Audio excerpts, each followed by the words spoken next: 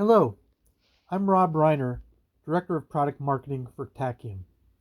In this video, we would like to demonstrate two ways to configure our platform. In addition to BIOS, we have our BMC-based interface, which allows us to control the machine and change its configuration remotely. Since we are pre-silicon, the sensor data and platform configuration are simulated. Currently, the machine is switched off, but we are still able to check the system configuration page, which displays all possible configuration options. We can check and modify processor settings, memory controller settings, PCIe settings, and other system configuration settings. In addition, we're able to monitor the machine health in real time, showing that the fans are reporting 0 RPM since the machine is in standby mode. The most interesting feature of the BMC web interface is the ability to fully control the machine remotely.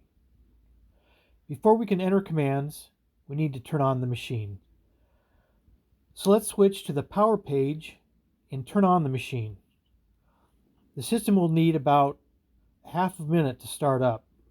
So let's use this time and go back and check the system status page again. The temperature of the CPUs are rising and the fans are turning, so everything looks fine. In case there are issues with the power supply, we can display the real-time readings in the chart, which can help us identify PSU stability issues. The machine should be ready to boot the UEFI and switch back to the serial over LAN console. The machine is loading the UEFI code and will execute it in a few seconds. We are now in the UEFI shell, and by typing exit, we will switch to the BIOS configuration user interface.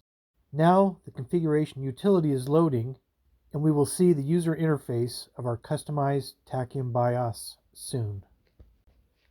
Our software and hardware engineering teams have collaborated to develop and enhance the user interface of our Prodigy UEFI package, and we are very close to the final look of our BIOS configuration utility.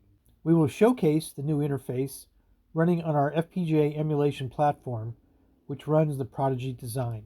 This video builds upon a previous demo which presented the UEFI package initially running on our FPGA emulator and highlights the advances in the maturity of the Prodigy UEFI package. The user interface is logically split into 8 screens, with associated submenus as required. The status screen displays a high-level view of the platform configuration, including a list of installed processors, their operating frequency, and the total size of the installed DDR5 memory. Status submenus display additional system details. System status displays details of the processor subsystem.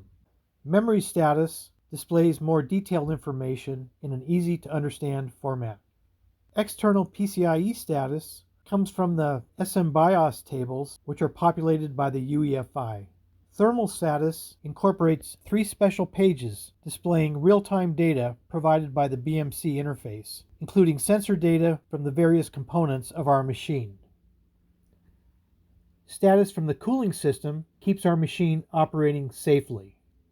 Power status provides readings from critical system power parameters.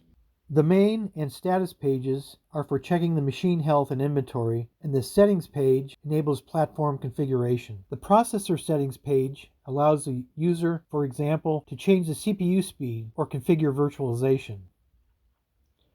Memory settings enables or disables the ECC or change other memory controller settings.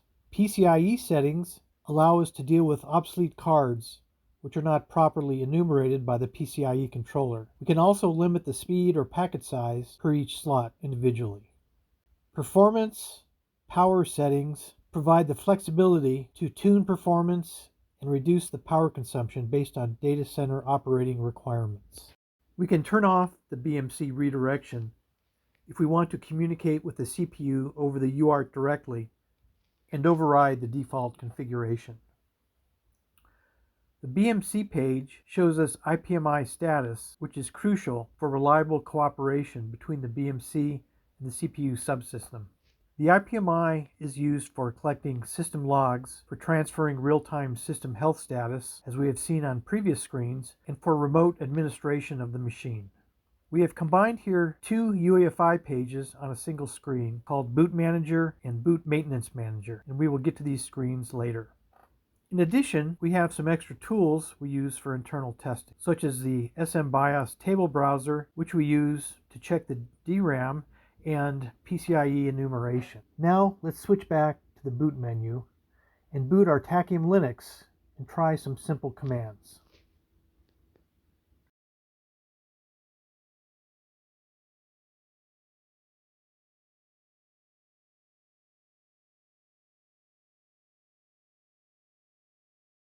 Thank you for watching, and stay tuned for additional Prodigy milestones and announcements.